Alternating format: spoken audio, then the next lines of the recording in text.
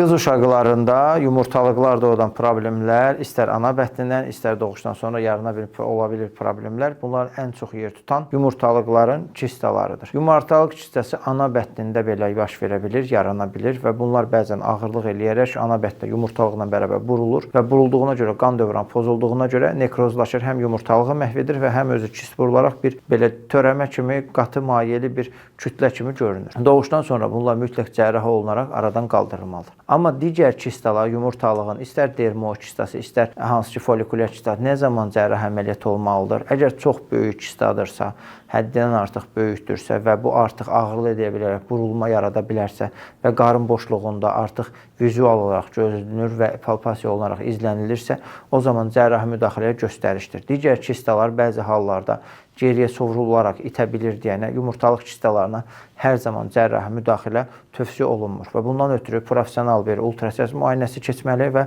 professional uşaq cərrahi ilə baxaraqdan sonra qərar verilməlidir. Valideynlər bu konuda çox diqqətli olsunlar. Təşəkkürlər.